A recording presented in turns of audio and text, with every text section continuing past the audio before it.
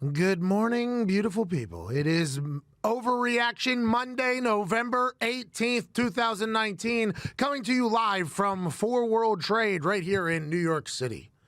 Sitting next to me is a man who's an owner of the Packers, Ty Schmidt. How's it going? Very good. It's actually a lot easier to watch a week of NFL games when your team is on a bye. No stress, Yeah. Especially after Iowa gets a big win and can nick over the Minnesota Gophers. I'm bummed out about the Gophers losing. I'm bummed out about the Baylor Bears losing whenever they had Oklahoma on the ropes and they lose at home in Waco after your boy does a belly flop into the Brazos. It's all right, because the NFL came through and wrecked some shop. Everything that happened in the NFL Sunday, we will talk about. Lamar Jackson, the incomparable, the anomaly, the unicorn, Lamar Jackson. Have the Ravens peaked too early? Are they too good at football for it being November 18th? What are they supposed to do? Be worse? But could that bite them in the butt later on down the road? We will find out. The Patriots have been playing piss poor on the offensive side of the ball, but they are 9-1 still. Super Bowl's on Groundhog Day. Is Punxsutawney Phil going to come out of his hole with the Patriots in the Super Bowl? Sure looks like at any given moment, when that offense gets going, that defense can win them games, and when that offense can pick it up, along with their special teams, feels like the AFC is theirs yet again, even though they have yet to play a solid 4 quarters together. Yeah, a lot of people are saying this is the worst Patriots offense since 2003. Well, 2003 is when they won a Super Bowl. Dan Orlovsky said that this morning to me on Get Up.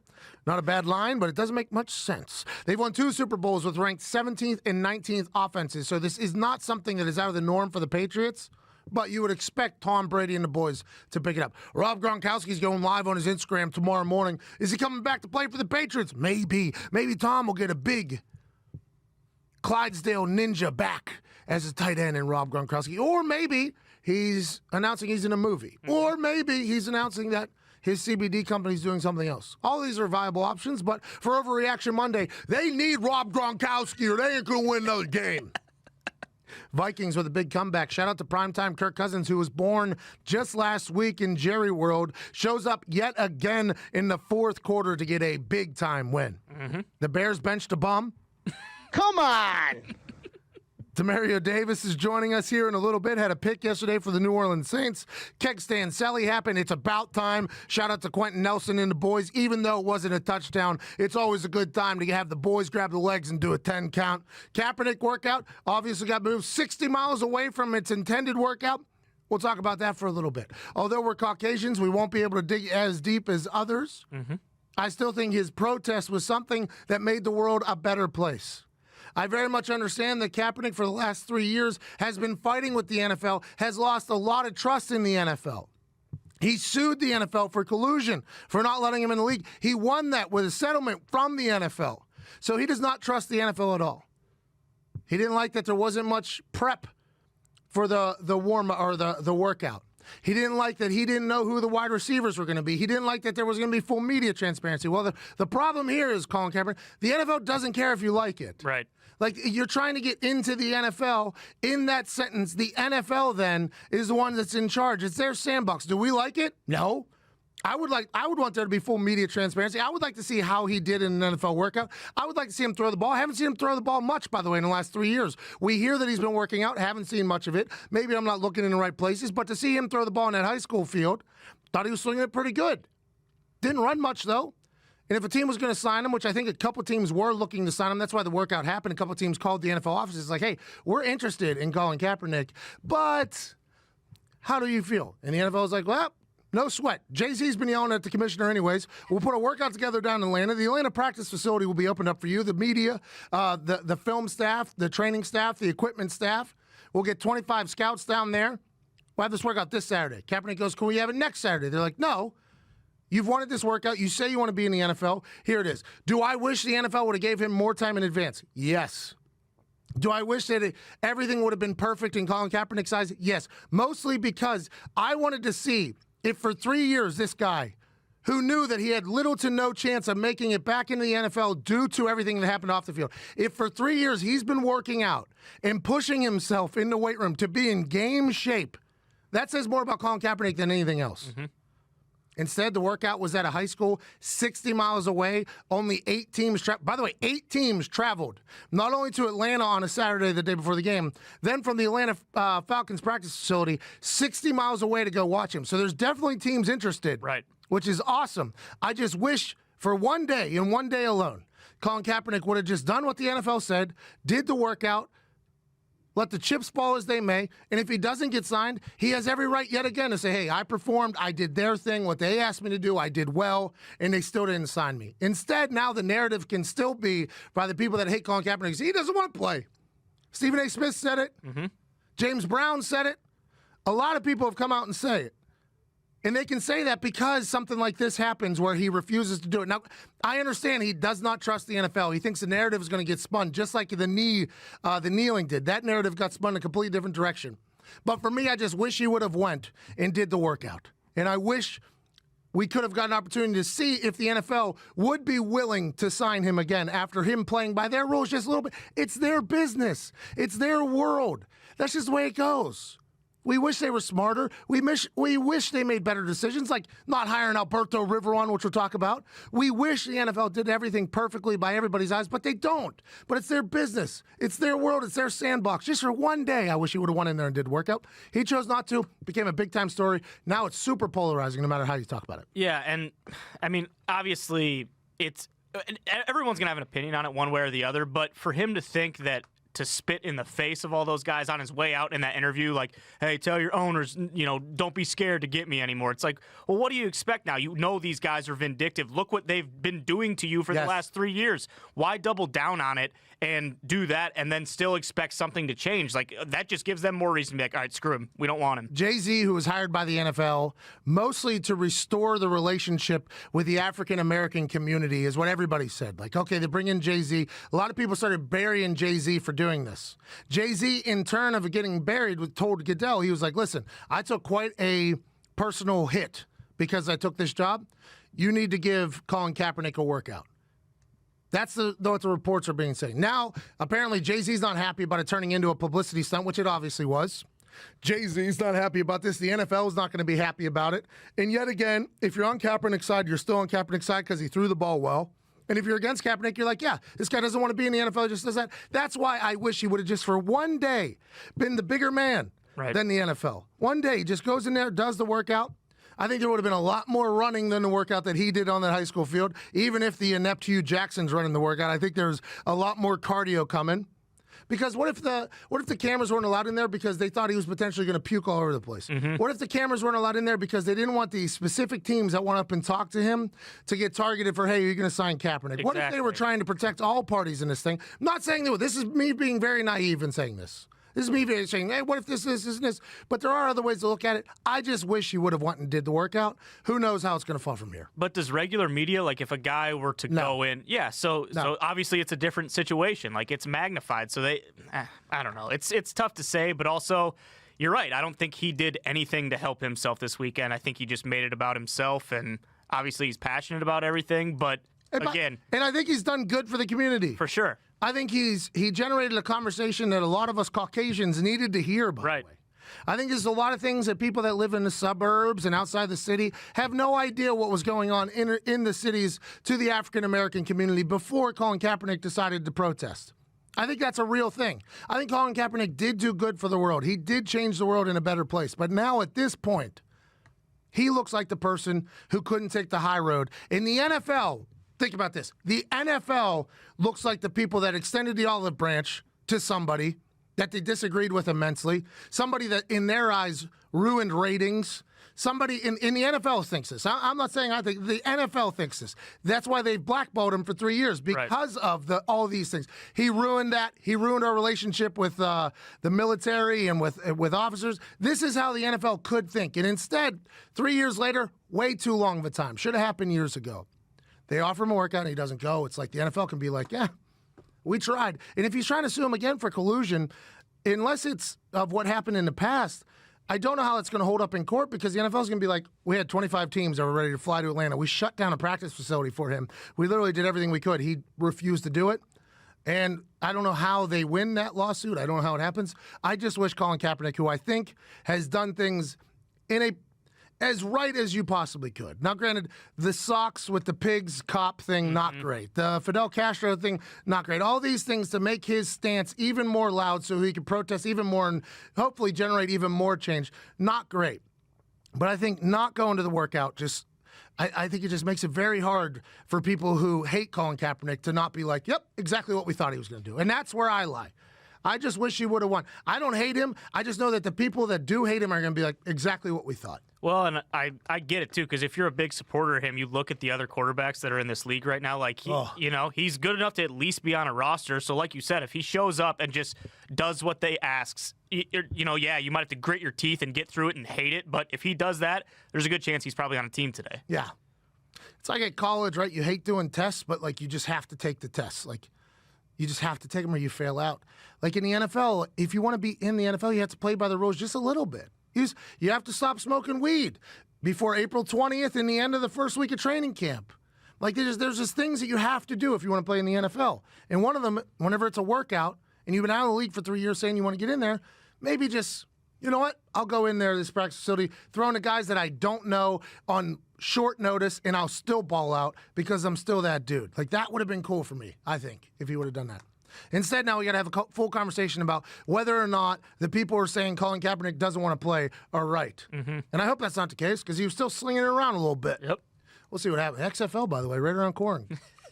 Yeah. Unprecedented access. Colin, you and me can talk between every single play. Whatever you want. 10-12, we got to get to a break. We got Demario Davis on the other side from the New Orleans Saints. The Bears bench their quarterback. Take a seat. Your hip hurts, right? Yeah, it does. Bear down. Sit on. Bear down. We need Chase Daniel to light a fuse out here. That's comedy. 10-12, Monday, November 18th. Demario Davis on the other side. You're listening to the Pat McAfee Show. Living the moment till I die. And I'm gonna chase it. And I'm gonna chase it. I know we can't ignore it. No matter how hard we try. And I'm gonna chase it. And I'm gonna chase it.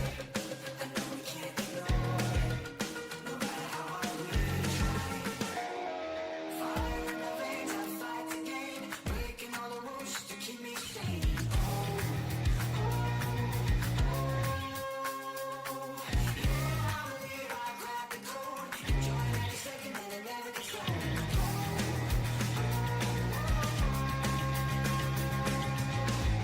Living the moment till I die. And I'm gonna chase it. And I'm gonna chase it. I know we can't ignore it. No matter how hard we try. And I'm gonna chase it. And I'm gonna chase it. I know we can't ignore it.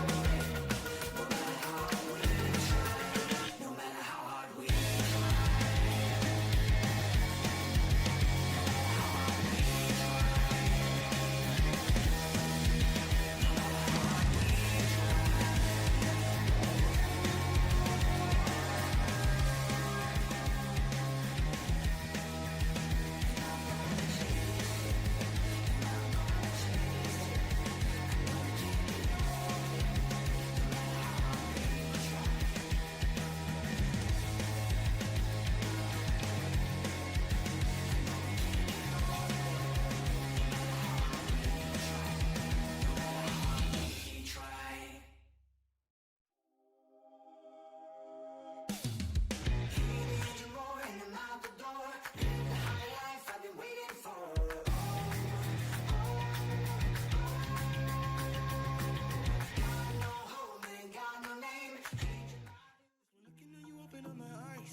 I'll stay with you forever all the time.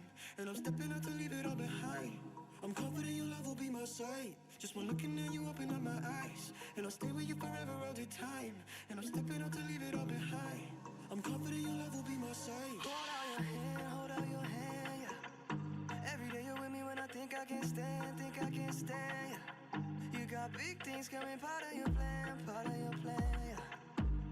Step up in your love. I see you're the one I want. The love that you were giving is salvation. You will keep me moving if I'm patient. I just wanna get back to the rest, son. You love me, so why could I be complacent? Not afraid of the battles I've been facing.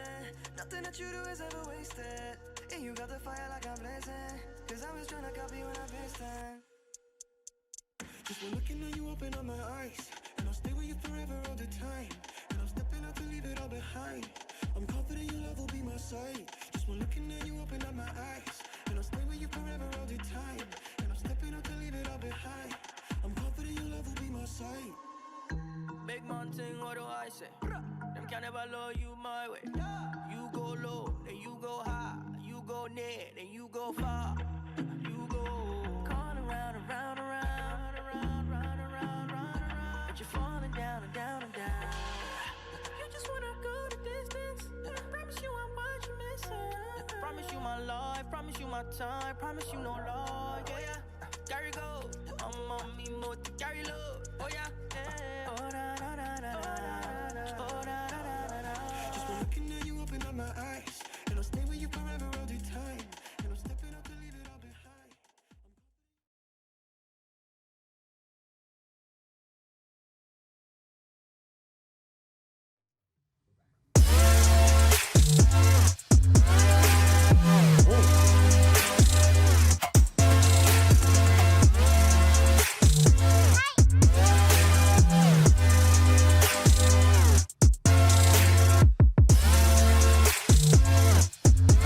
Welcome back to the Pat McAfee Show. It is 10:17 here in New York City. Monday, November 18th, 2019. Overreaction Monday, well on its way. Talks about Colin Kaepernick there in the first segment. Mm-hmm. It's a polarizing thing. Yeah, it is. It's very confusing. It is. I mean, You got these people saying, we don't want to do that. You got those people saying they don't want to do that. And I'm just like, man, I just wish one day he did that. well, and it's one of those things too where I feel like no matter what side you're on, you are never relenting to the other person's side. Like, Are you kidding me? I mean, it's you are in the trenches. You are never moving from there, and you're just lobbing grenades at the other side. Well, we like good war. Hopefully we'll just walk right down the middle of it and see both sides, because that's what I think our show does. It sees both sides of things. Moving forward, seeing both sides of things, Lamar Jackson is a unicorn. Lamar Jackson is an anomaly. He's incomparable. Oh, he's a lot like Michael Vick. No, he's not. He's very different than Michael Yeah. Vick. Michael Vick only completed 16 games of a season one time. And that wasn't until his 6th year. So in the first 5 years, at some point, Michael Vick missed games due to injury, due to whatever it was. I didn't look that deep into it, but somehow something happened where Vick wasn't on the field. Lamar Jackson now, 11 games, 10 games into this thing, feels as if he has the ability to stay healthy. Now, he's taken 118 shots or something like that, most by a quarterback in the NFL, both in passing and rushing. He's been hit 118 times. But when you compare that to somebody else who plays like he does, without the ability to throw from the pocket, Christian McCaffrey, he's been tackled 246 times or hit 240, more than double the amount of times Lamar Jackson. So if you're going to worry about somebody making it through the year, you should think about Christian McCaffrey. Now, Christian McCaffrey doesn't get the ball every single snap, but damn near. I think they wish he could do a quarterback center exchange, get Kyle Allen out of there, just like Christian McCaffrey do it. But that's what you have with Lamar Jackson. You have a guy who can run better than most running backs in the NFL. He's more elusive and quick than most wide receivers in the NFL. And he doesn't like hearing how good of a runner he is because he said, hey, I want to be appreciated and respected as a quarterback. Well, all right. He's a top 5 passer in the entire NFL. 2 perfect passer ratings this season. He is a unicorn of a man. The Ravens go as he goes. That's just how it's going to be. If he gets hurt, they're in trouble because that offense, although RG3 is an absolute living legend with a statue of him right outside McLean Stadium down there in beautiful Waco, Texas, Baylor Bears, Sick'em Bears. Oh, Sick'em Bears. But RG3 is not Lamar Jackson. Nobody's Lamar Jackson. And when Lamar Jackson slid all the way down to 32 after winning the Heisman and after just flipping college on its head, he said to Baltimore fans on draft night to Deion Sanders, we said, what's Baltimore going to get? He said, he could get all out of me. They can get a Super Bowl out of me. This guy has a chip on his shoulder. He's the most athletic dude on the field. He can throw the ball into buckets if he has to, and he can't be tackled. And yesterday, during the game, he was hitting other people, which I'm assuming they're going to watch film and be like, yo, everything's nice here. I mean, you hit a spin move on people if you want. You hit 2 spin moves on people if you want. You can do whatever the hell you want to do. You want to shake me. We don't need you to run people over. Yes, it's cool. Yes, you are a freak athlete. But listen, that 3-4 yards there, just go down. Let's save those shoulders. There's no reason to do it. Because those limiting catastrophic events is what the Baltimore Ravens coaches should be doing. Just trying to a little bit get him, not change him at all, because what makes him different is his ability to do things that nobody else can do. So there's no blueprint on how you're supposed to coach this guy. But whenever he's running people over or things like that, I assume that Harbaugh's going to be like, yo, everything's great. Hey, listen, whatever the hell you're doing, you're great. I mean, you're making it look like a kid's game out there against a bunch of professional athletes. You do whatever you need to do. But this moment right here, let's not take that hit. And I think if he can continue to do that and learn from these things, man, they are going to be so good and almost unstoppable. Because how do you stop 3 tight ends that can all move and catch? It's like you have 8 offensive linemen out there. Your running back is a quarterback who can run better than your running back. So you get right out there. It's 11 on 11. It's not 11 on 10 anymore, taking the quarterback. It's 11 on 11. That's why he's changing the game. Hopefully he can stay healthy. And if they make a big run in the playoffs, they could potentially run into this guy in this team. Joining us now, New Orleans Saints man of God, had a pick yesterday against the Buccaneers in a division rivalry game from the New Orleans Saints, Demario Davis. Hey, what's going on, man? Thanks for having me on. Hey, Demario or Demario? I couldn't figure out right before I went with Demario. I might be wrong. Am I wrong? Yeah, you're wrong. It's DeMario, but it's all good. Demario, there's a white in here that told me during the break that I should have went with Demario. I was Demario all morning. I want to let you know that. Hey, all good, brother. All good. Hey, I have a question. So last week, you guys get fleeced by the Falcons. Then yesterday, you come back. Was that a wake-up moment for the entire team? I don't know if it was a wake-up moment. You know, it's just important in this league, man. Every week you step out there, you got to be dialed in and locked in and ready is what kind of what our coach calls it. And, you know, you got to give Atlanta credit. They came out fast and they hit us in the mouth, and it was important for us to respond this week. And it was another opponent that was going to be an extreme challenge for us. And we came out early and were able to control the game for the most part and ended up working in our favor. So it was good to get the victory. Yeah, the Atlanta Falcons, I think you guys woke something up in them, by the way. That defense was flying around not only last week, but yesterday. They could, too little too late, it feels like, but good for them turning it around when everybody thought Quinn was on his way out. Let's get back to the Saints. Yesterday, you had a nice interception, one of the nicest interceptions I've seen. Man of God, had no idea you were that big of an athlete. Yeah, man. I mean, it was a good play where you see the tight end and the running back getting ready to split, and you as the hook curl player, you kind of in between them, so you just have to read the quarterback's eyes. And I saw him kind of leaning for the drive, and I took off knowing I had the flat player. So Marcus did a good job of setting that up. You know, when the ball was bobbling, he almost had a chance to make a catch, but Marcus came up and delivered the blow. And when the ball popped up, you know, I just went for it. I wasn't even aware that it was interception at the time. I was just going for the ball because I was anticipating a fumble recovery. And but it was good to be able to, you know, change the field position and the offense, you know, executed and scored on the next play. So just happy I was able to hit my team in that moment. The fact that you didn't even know you had one of the nicest interceptions of the game this year, I mean, that's a hilarious thing. Relentless swarming to the ball. That's the Saints defense motto. Ready, got to show up and play. Let's talk about when Drew Brees was out.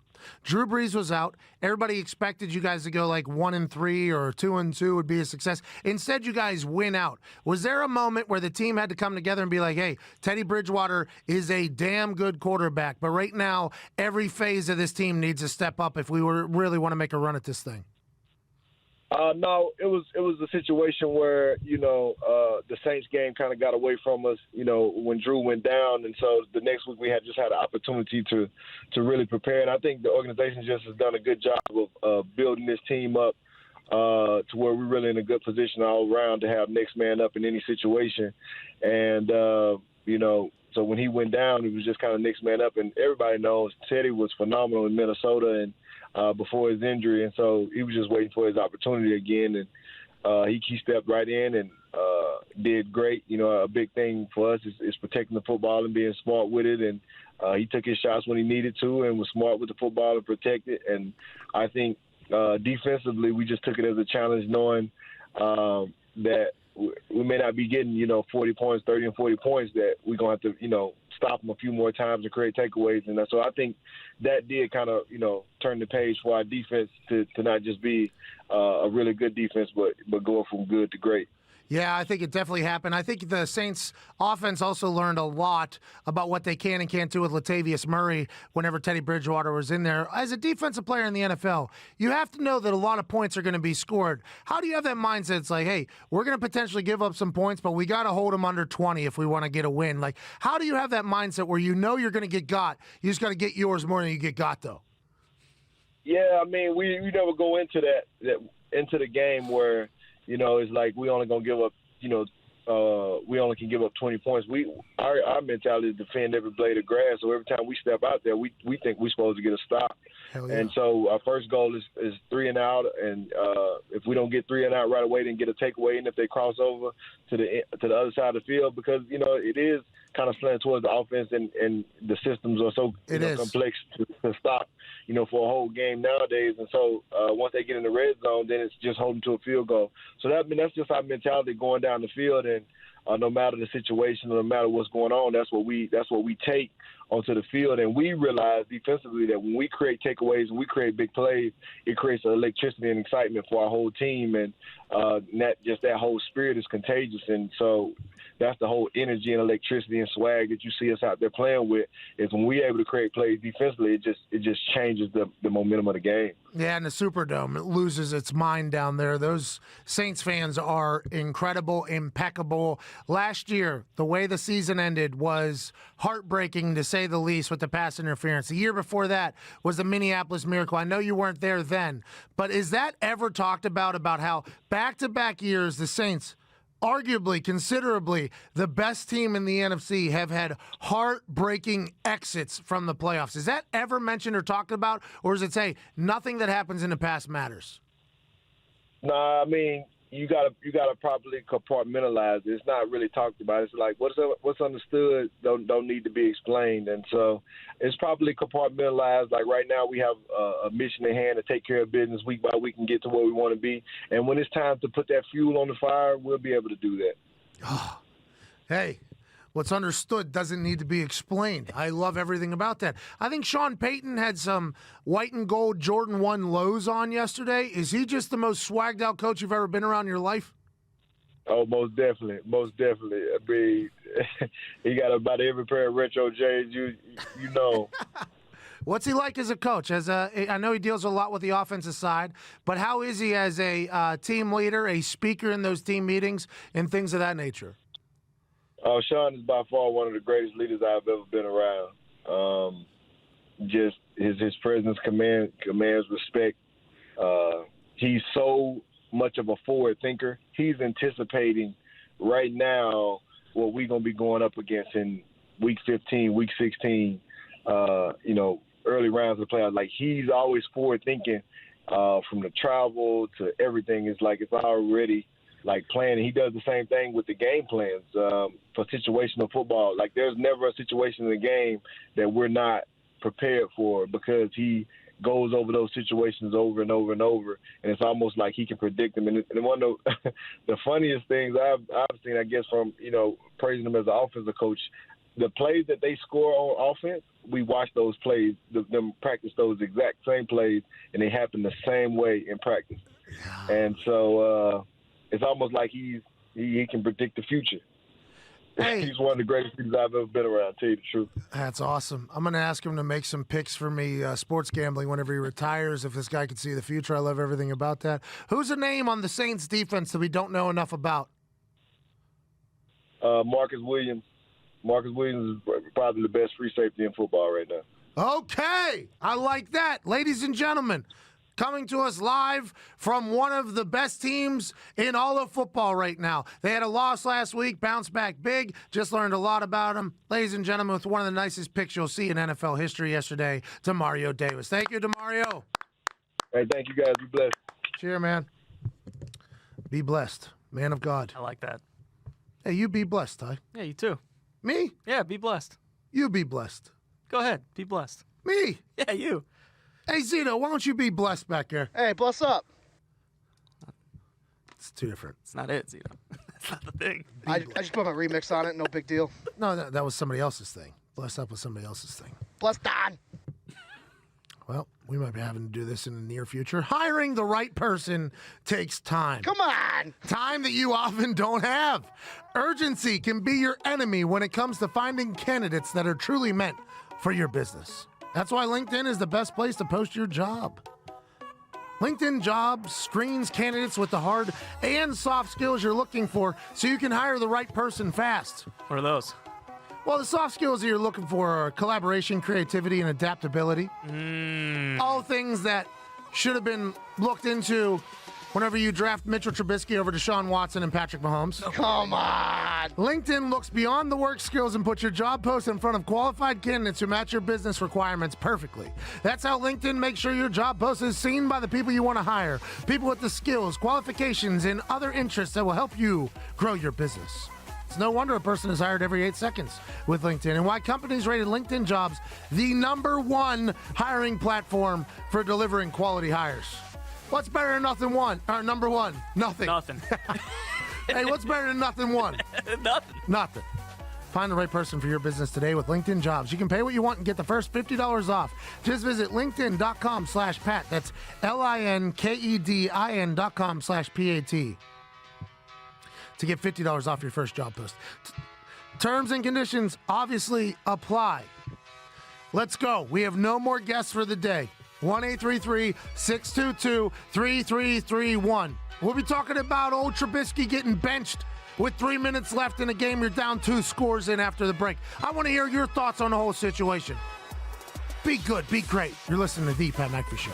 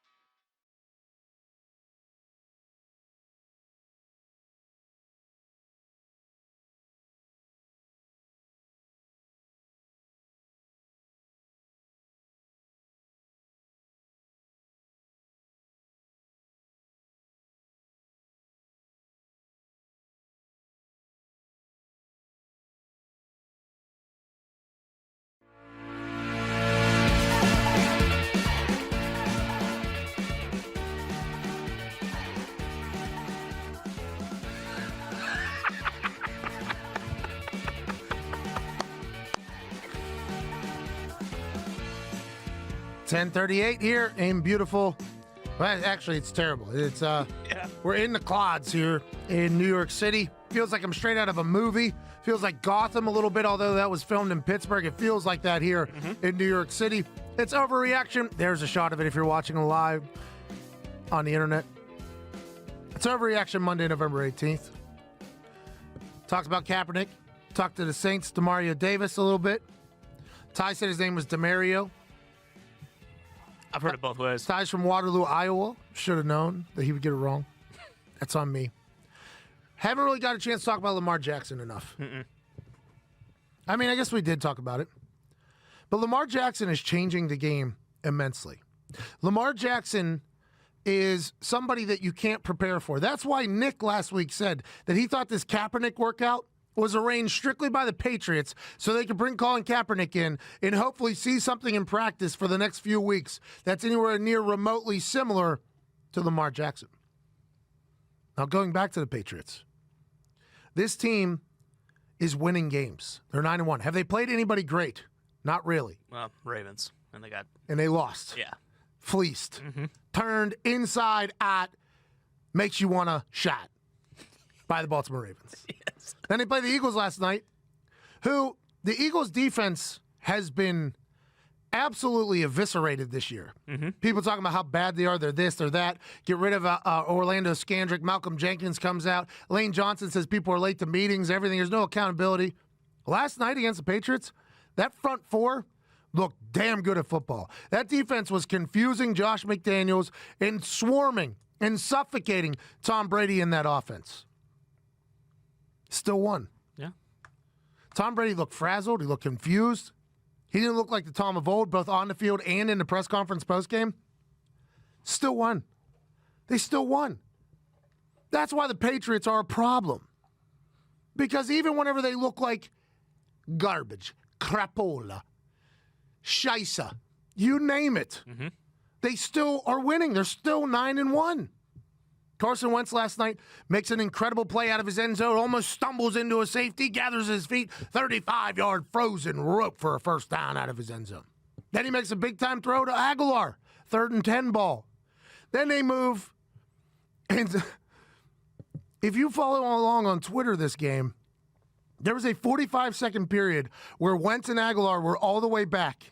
And then 45 seconds later, cut them both, Philadelphia said. The Johns in Philadelphia were like, that's why you can't get rid of Big Richard Nick Foles and act like you're going to win. Carson Wentz stinks. He's overthrowing players here on the final drive. Aguilar, unlike Aguilar, Aguilar can't catch. But 45 seconds before that, they were being heralded as heroes for driving them down the field on a last-minute drive against the Patriots to tie it up. That Philadelphia Eagles fan base is awesome. I mean, I love everything about them. But that Philadelphia Eagles team, I think they're finally healthy on the defensive side of the ball. And they stumped Tom Brady and McDaniels. Still couldn't beat them. And that is tough for the rest of the NFL. That is tough for the rest of the AFC because even on their worst day, which last night it felt like was, their defense still wins them a game. Their punter can still win them a game. Nick Folk, all of a sudden, who might have been deeper into retirement than Kaepernick, comes out and hits kicks for him. They can still win whenever that offense isn't going. So it's only a matter of time before that offense starts a humming. And it feels like, once again, we are living in a Patriots world.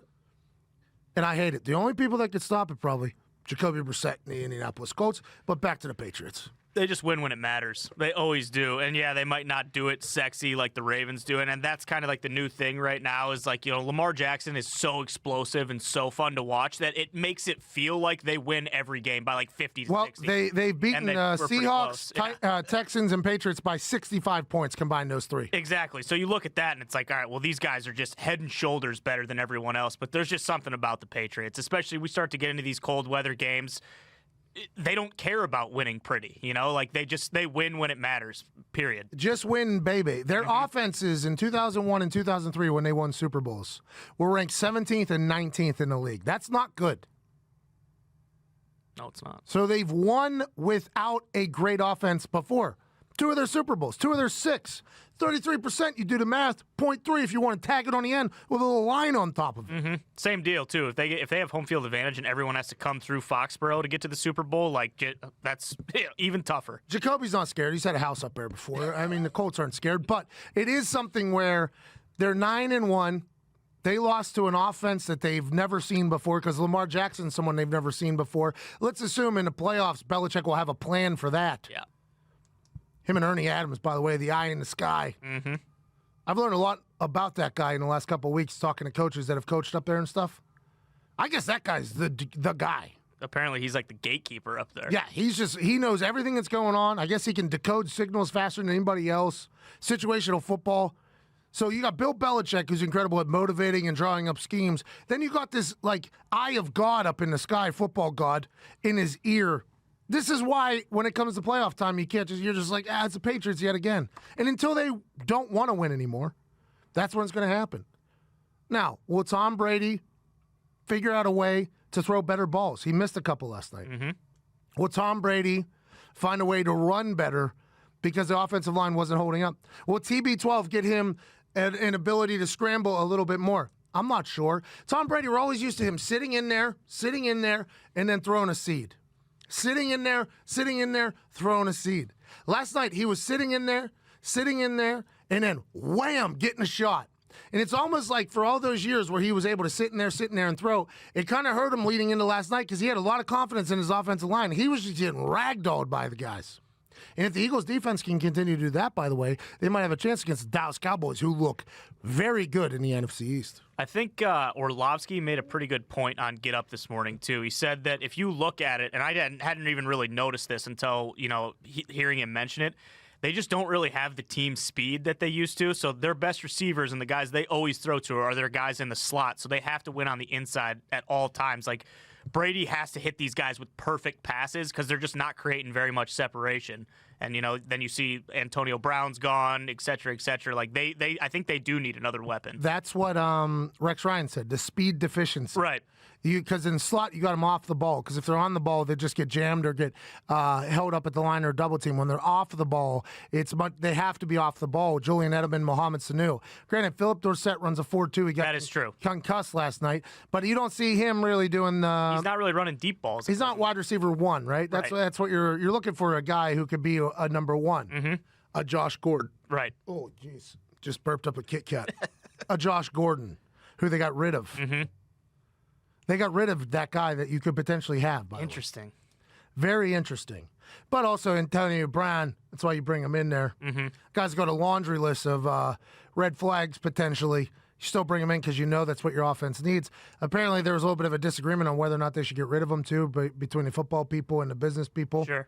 So I guess that is something to think about. But let's just assume they'll figure it out, just like they figured out last night. All right, we're going to do a double pass. Right. Julian Edelman, quarterback in college, by the way. Did you know that? Oh, yeah. Kent State. They hammered that home. Yeah. The Bears should think about signing him as quarterback. Oh, Yeah. shut up. So, what did he say that was false there? I don't know. Anytime there's any slander against the Bears, I got to say It's it. not slander, But though. slander's It's a true. lie. Yeah, slander's like when you lie about something. If he's not wearing my colors, it's everything slander that comes out of his mouth. That's a bit racist. But the thought of Blue and orange, baby. you're out on the Bears, though. We all saw you. You didn't even watch the game last night. You went 8 with Ty. You didn't even watch the game last night. I did watch. I watched the last two minutes of it. Yeah, so you got to see the biggest part of it. For those that didn't watch Sunday Night Football last night, do we need to have another commercial break? Or are we good? No, I think we're good. We're good. So, for those that didn't watch Sunday Night Football last night, at the end of the game, 3 minutes and 30-something seconds left, after a rough outing, which has been his entire season this year. A guy who was in top 3 QBR last year Preach it. has a worse season going than Josh Rosen had last year when everybody said Josh Rosen might have the worst season a quarterback has ever had in history. Don't worry, Rosen. Trubisky got you this year. That made its way into Sunday Night Football against the Los Angeles Rams, which led to being down 10 with 3:30 left, a benching of Mitchell Trubisky under the guise of a hurt hip, which might be true. If that's the case, ignore everything I'm about to say right now. If it was just a sore hip as opposed to an injured hip, listen to what I say, and you can go tell your friends about me saying this. If Matt Nagy benched Mitchell Trubisky with 3 minutes and 30-some seconds left, down 10, fourth quarter, Sunday Night Football, world watching, without telling Ryan Pace he was going to do that, this situation in Chicago is about to get awesome. This situation in Chicago is about to become a reality television show.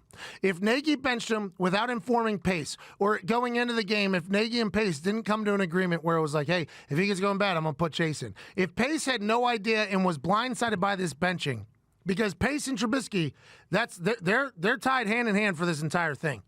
Traded up to draft him over Deshaun Watson, Patrick Mahomes.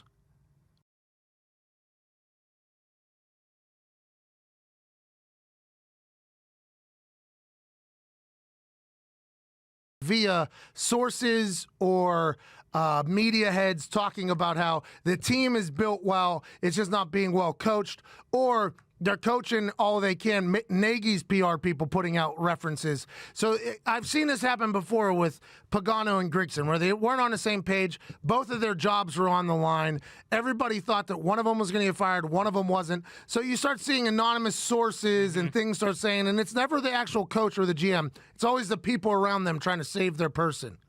If Pace did not know this was going to happen, look for his person to not be happy about this. Look for him to maybe escalate this situation a little bit between Nagy and Pace. And Nagy, by the way, in that press conference looked like a completely different coach than he normally does in his press conferences. He was kind of happier, more upbeat, a little bit more like he's trying to win the mob. If you win the mob, you win Rome. Bingo. Almost like it's a PR campaign for him. Now, if Mitchell Trubisky's actually hurt, don't listen to anything I just said. And if Pace and Nagy were on the same page, like, hey, yeah, sit him if he doesn't do well, then ignore everything that I just said. But if Bears general manager Ryan Pace had no idea Nagy was going to bench him, especially in primetime like that, boy, this could become an awesome situation to watch unfold in Chicago. Yeah, I like to think of it like that way more, because if they were on the same page and they decided to bench him there, it's even more egregious. Like, listen, Trubisky stinks. Everyone knows it. He's not doing well. Yeah, he's not the guy in Chicago, but Nagy is a moron. Like, a lot of the play calling they had last night, it just, like, doesn't put him in good spots to be successful. And then the same thing, it's like, okay, if you bench him there, then that's all anyone's going to talk about for the next week and a half. That's all anyone's going to talk about when it comes to the Bears. As soon as it happened, I got a text from the Get Up producers that was like, obviously talking Nagy benching Trubisky. Exactly. If he does it in the first half when he's not playing well, and then it's like, all right, whatever.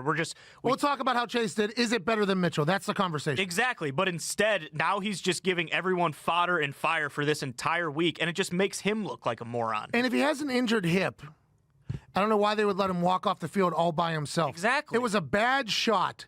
The ending shot was Trubisky walking off the field all by himself. No teammates, no coaches, no nothing. And then you're right. Nagy kind of just acts like a horse's ass a little bit in the post-game presser. Like, that's just, I don't know. That's not how I want my guy acting when, again, coming into this year, everyone was like, Bears going to win the division, going to be, one of the favorites to make a run at the Super Bowl. It's like he doesn't give a rat's ass. Overreaction Monday, obviously. So right. This is what we do here. Exactly. What if that was Nagy doing what he's been wanting to do for the last couple weeks and just saying, to hell with it. I'm doing it right now on national television. Prime time. I agree with what everybody's saying. Yeah, this guy is not playing football well this year at all. We thought he was going to be good after what he did last year. He's not good at all. Did you hear what I told him? I told him to go watch the television and see how bad he looks. Nagy's like, listen, this is what we're going to do. Puts a big play call sheet that says BU. And that BU means to me, not to you, Trubisky. You need to be somebody else. Oh, no. But I'll be intrigued to see if those two are on the same page. Exactly. Because if not, this Pace and Nagy situation will become a fun one to watch unfold. I mean, a fun one, because they'll be given different answers. Different media people who have connections to each one will be given different answers. This is how a team gets torn apart. Exactly. So, like you're talking about, when they're going in different directions. you were talking about earlier. So how did Pagano and what's his name handle it? Grigson? Yeah. It was just through their media people. You could tell who it was. This is how me and Golick got into a beef, right? Golick Jr., by the way, very nice guy. Got to work with him on Saturday. Golick Jr. good. I've never had any problems with Golick Jr. I like the way he operates. I think he was good. His dad, though, his dad told me that nobody should ever listen to me talk and I shouldn't be talking because I came out and said something about that bad fake punt that we had against the Patriots. That almost, I guess it kind of made Chuck Pagano look bad. And at that time, Chuck and Grigson were very much in a PR campaign for who was going to get to keep the job. So you saw the people that were on Chuck's side coming out like, this guy shouldn't talk football, blah, blah, blah. Chuck didn't tell him to do that, by the way. It was just their people were like, hey, this potentially makes Chuck look bad. It's either him or Grigson. Let's go ahead and try to fluff this up a little bit. It's not, Chuck had no idea this was happening. His people, though, the business around it. That's just real life. You'll start hearing people start leaking things. Sources tell us that the locker room has become a blah, blah, blah cesspool. Like, well, who are the sources saying the locker room? Is that a player saying this? That sounds like things just start coming out, you know? And it's just the way it goes, especially when there's millions and millions of dollars on the line, which there is, especially in the third largest city in America, potentially fourth soon because Houston keeps reproducing. Yeah, just... I don't know. It's tough looking at it right now to think that Pace would be sticking with Nagy because he invested so much in Trubisky, but who knows? I don't. By the way, if Pace is with him and was like, yeah, I made a mistake. Yeah, good on him. Awesome. Right. That is, if Ryan Pace, the Bears general manager, and Nagy are on the same page that Trubisky should be benched, that is a sign of humility that most general managers do not have. That is a sign of humility by a gatekeeper into a profession that is very difficult to get into that most people don't have. If Ryan Pace said, I made a mistake, let's just put the best team on the field that we can, I respect the hell out of that move by Ryan Pace. And I just don't see that being the case, though. Well, we don't know. I mean, we don't know. All right, 10:55, we'll get some phone calls on the other side, 1-833-622. Oh, are we allowed to play this song? I think this is copyright free. This sounds better than hack music. It does. Heavenly Touch? This feels like this is a song.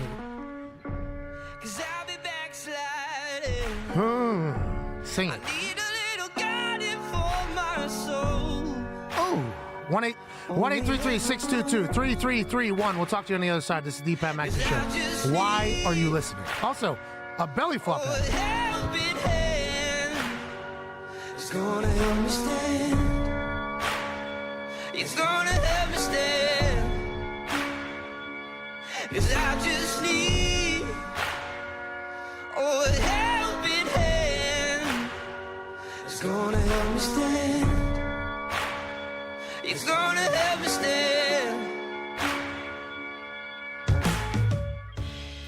Every now and then I get a feeling in my bones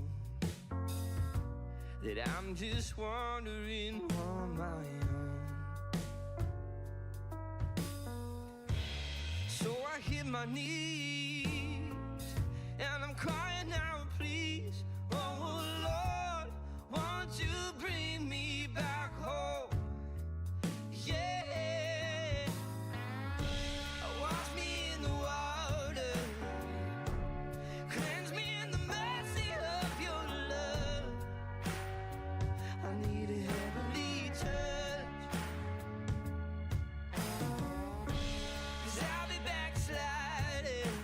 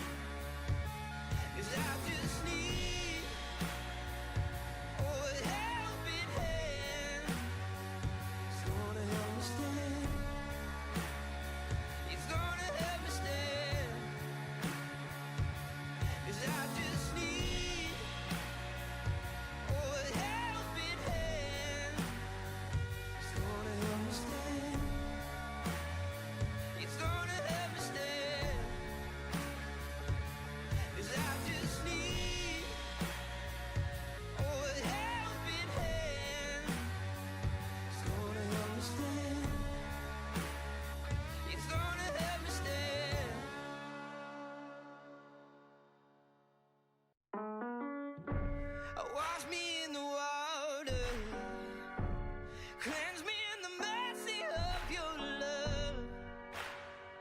I need a heavenly touch.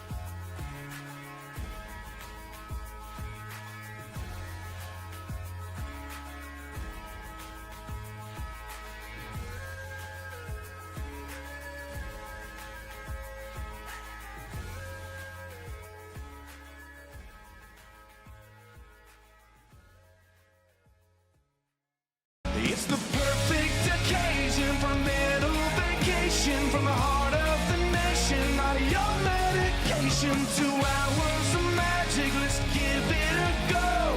Ladies and gents, it's the Pat McAfee Show.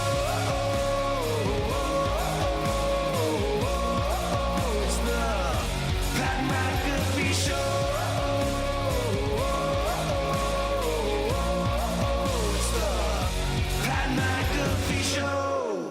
Yes, it is, Chase Rice. That man is on tour. If he comes to your town, go and check him out. He puts on a hell of a show, and he is ridiculously handsome.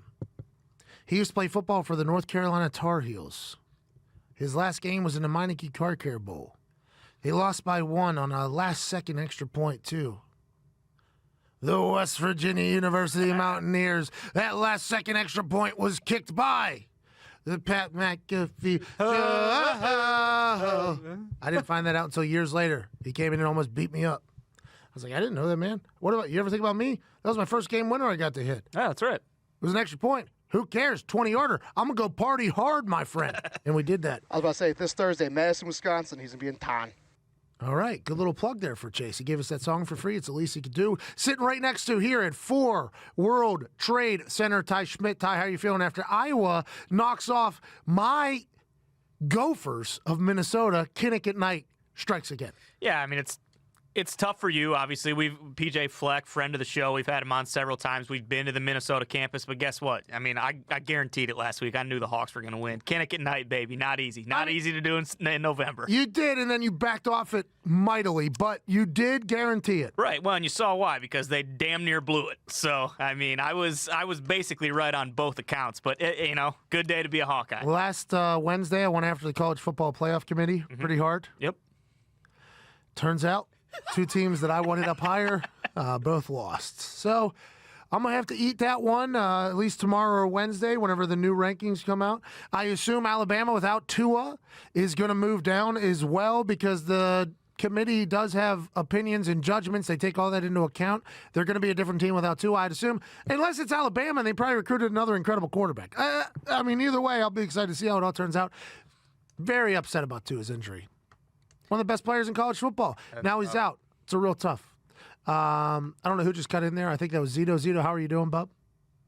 Amazing. Just hanging out back here, putting some graphics up. I misspelled gate by mistake. I apologize to everyone in the world. Why was Gate up there? Golden Gate Bridge. It was a little random fact of the week. Oh, nice. All right, I like that. We're trying to spice up the I forgot the E. No big deal. Golden Gat, also not a bad thing. Get. All right. And running director today, Evan Foxy, who is too young to be bossing people around, but that's what he does every Monday in New York.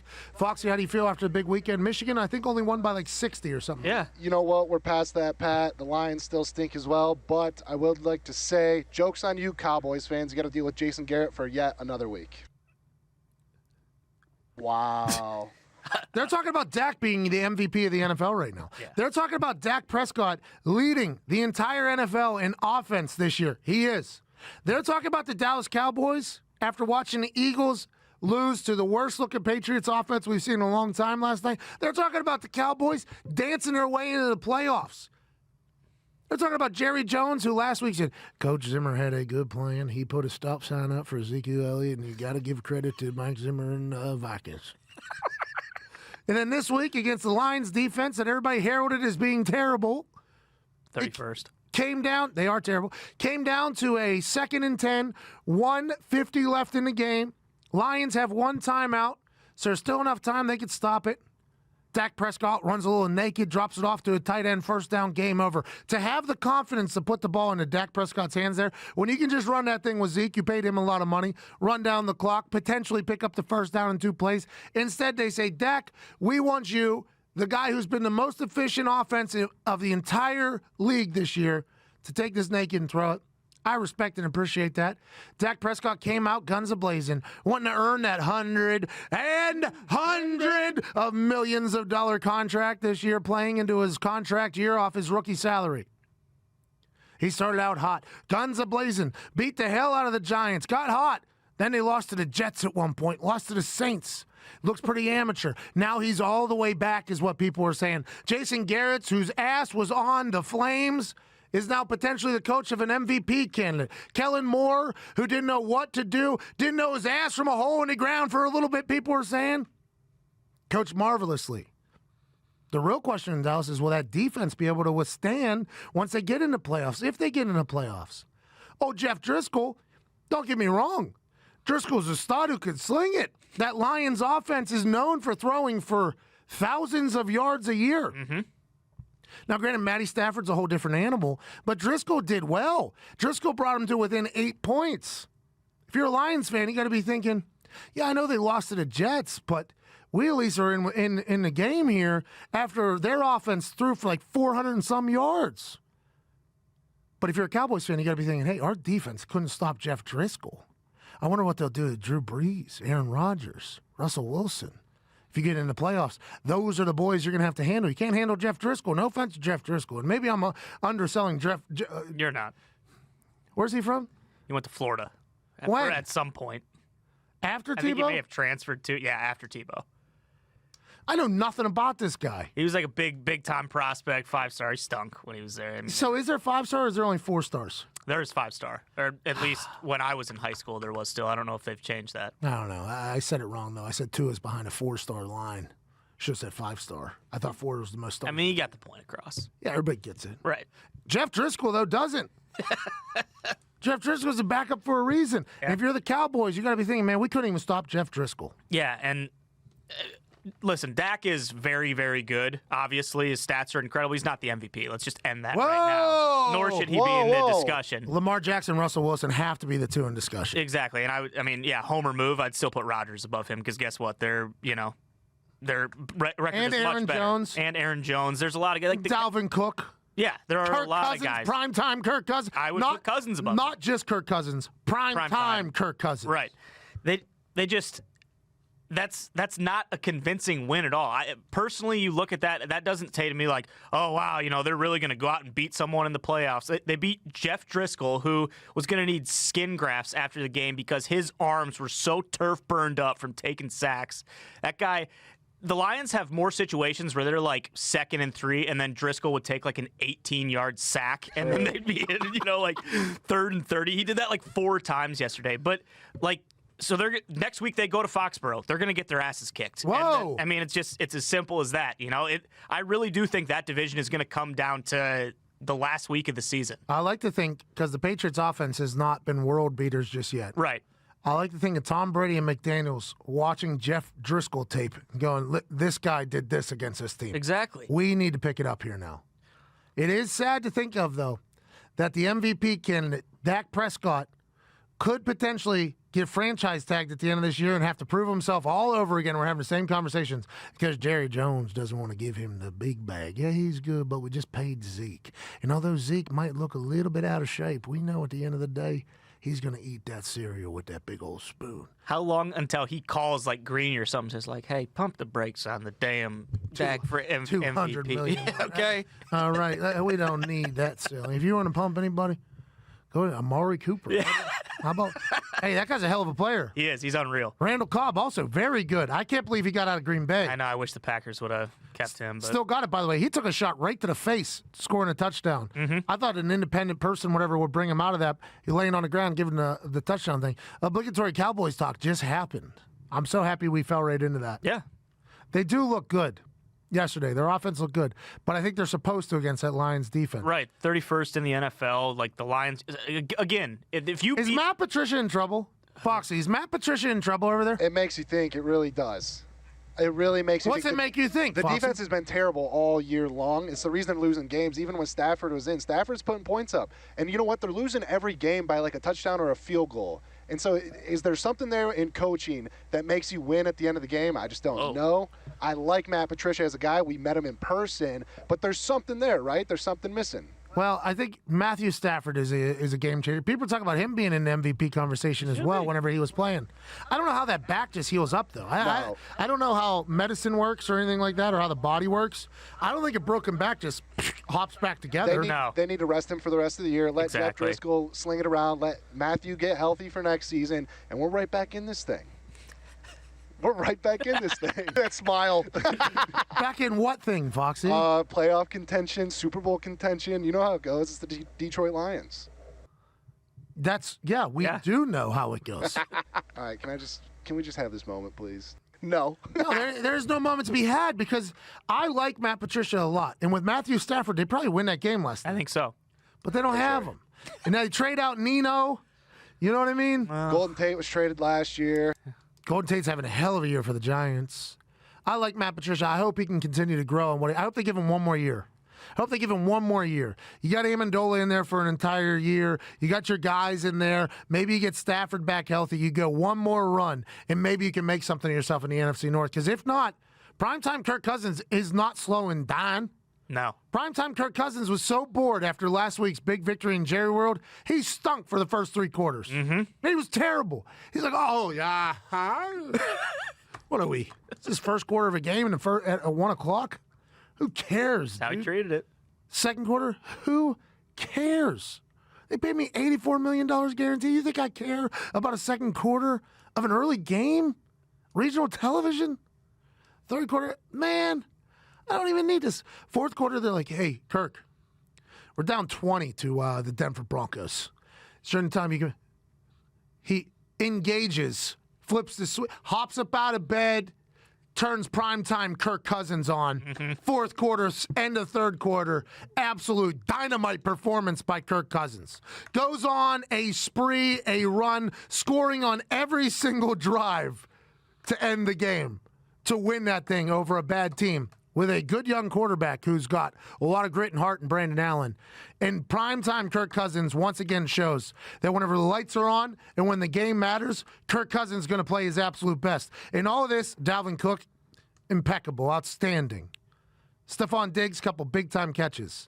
All of this is without Adam Thielen, who's missed his second straight week after they tried to rush him back with a hamstring. It obviously did a lot of work. I would assume he's back next week. Or is this his third week he missed? It's either second or This third. is the third, I think. Third. He's missed. I would assume he's probably back next week. But he played one in between the ones that he's missed. Okay, so 3 weeks in a row is normally the proper waiting time for a muscle injury, depending on how deep it is. I am not a doctor, and I am told not to speculate on things. I'm going to speculate he's back in the next week or two, and when that happens, look out for Kirk Cousins. That defense, though, heralded as a great defense, let a very young quarterback in a very not that notable offense in the Broncos get loose there early. It's almost like they had that big emotional win over the Cowboys. Big things happened, and they started out sluggish. And whenever they needed to make stops, they got stops. And whenever they needed to score, they scored, which could potentially make the Vikings a problem going forward if primetime Kirk Cousins is going to continue to show up. The Vikings still worry me. They do. The Packers have them Monday night. Dalvin Cook. Exactly. And I think that's why, hats off to Cousins, because Dalvin Cook statistically had probably his worst game of the year yesterday. So Cousins. Is that our fault? He was on the show last week. Could be. Well, he still scored a tutter though. Still got paid dirt. So it doesn't matter. But Cousins really did. I mean, he's this second half of the season, really ever since I really went after him for being just god awful. Have we gotten a thank you? No, we haven't, and we probably won't. But I know deep down Kirk knows. So I'm looking forward to that game. Hopefully that game with the Packers on Monday night is probably going to decide who wins the division. So good luck to Aaron Rodgers and the boys, friend of the show. We got Kyle Rudolph coming on tomorrow. Yep. He's picked it up. He had a big-time catch last week. It was one of the most beautiful catches I've ever seen. Yeah, he just kind of skirted down. And then yesterday, kind of high-stepped into the end zone. Kyle Rudolph, big country, hell of a football player, joining us tomorrow. We'll talk to him about that locker room and everything going on. Last week, Dalvin Cook. This week, Kyle Rudolph, Aaron Rodgers, Matt Patricia. We're an NFC North show. we are. Not scared to talk about other people, though, like San Francisco 49ers, who scraped by the Arizona Cardinals, who are a much better team than anybody could fathom. They tie to the Detroit Lions, then they kind of get buried for a while. They have a rookie quarterback, rookie head coach. Everybody's like, this team stinks. The air raid offense ain't going to work. And then if you watch, there's 4 games they should have won that they lost. And you got a chance to see them against the Niners, one of the best defenses historically to ever come into the game. They put up 26 points on them. It's a lot of points to put up on him as a rookie quarterback, rookie head coach. That offensive line feeling good. Oh, yeah. Center for the Arizona Cardinals is moving bodies. A.Q. Shipley. And Kyler Murray seems like he could be good. Something happened. He was very bad, making dumb decisions. Then it's almost like he learned quickly. Now he's off and running, doing well for them. That Cardinals team can be a problem for people. Look for them to make some people's lives miserable later in the season. For sure. Oh, we need a win to get in. Yep. And then the Cardinals come to town. Good old Cardinals, coming to ruin your day. We got Kyler and a coach. His name I will not say. Do you think It's going to happen around the holiday season. Yeah, that was beautiful. Thank you. Do you think that him seeing what Lamar's done has had him open up and be like, all right, I got to use my legs more? Because he has his last couple games, he's actually been kind of turning it up. And Hey, skirt, by the way. he's very fast and very quick as well. Very elusive. He was drafted, obviously, to baseball and to football. He's one of the most gifted athletes of our generation, of our time. If you're going to be a top 10 pick in both sports, you have to give him credit, no matter how tall he is. And if you're going to want a Heisman and do all the things you're doing, he is a gifted athlete. I hope he can survive. He's a small guy, too. Yeah. He's thick, though. Oh, his legs are He is thick. massive. He is an interesting person to watch run. He's kind of undersized. He's very thick, but he can scoot. Scoot. Lamar Jackson also could scoot. I mean, he pulled away. It was a defensive lineman, but there was 2 people standing right next to him, and it looked like he just hit the nose like he was in Fast and Furious. Speaking of hitting the nose, Jacoby Brissett, MVP. Without Jacoby Brissett, lose to the Dolphins. With Jacoby Brissett, beat Patrick Mahomes and the Chiefs. Not much more needs to be said. Yesterday, Jacoby Brissett made some plays that if Patrick Mahomes did them, they would be on every single network at least 10 times a day. Yeah. If Patrick Mahomes, Lamar Jackson, Deshaun Watson did what Jacoby Brissett did on a couple plays yesterday, people would be losing their minds. But instead, He only has 24 attempts because they have a great offensive line who seems to be waking up a little bit. Did the keg stand bring the Indianapolis Colts offensive line back? I would argue that a keg stand brings a party to life. I would argue that if you go to a party and there's a keg stand happening, the emotion, the morale, in the mindset of that party is probably a positive one. Without a doubt. 1, 2. Oh, what's going on back here? Oh, the 350-pounders doing a keg stand. Are you serious? Yeah. Yeah. The That's all fist you bumps, can. too. That's all you can do to that. Eric Ebron is drinking his own beer. Jack Doyle is fist bumping. The entire team is involved in this thing, and you got a 300-plus pounder keg standing in the end zone on a play by the dumb refs was ruled a touchdown. Was clearly not a touchdown. Not even close. Who cares, though? The ref stinking in this particular case gave us a chance to watch one of the greatest orchestrated celebrations in the history of sport, not just football. By the way, I would have loved to have been at a Notre Dame party where Quentin Nelson is being held up by a bunch of little frat boys Oh, God.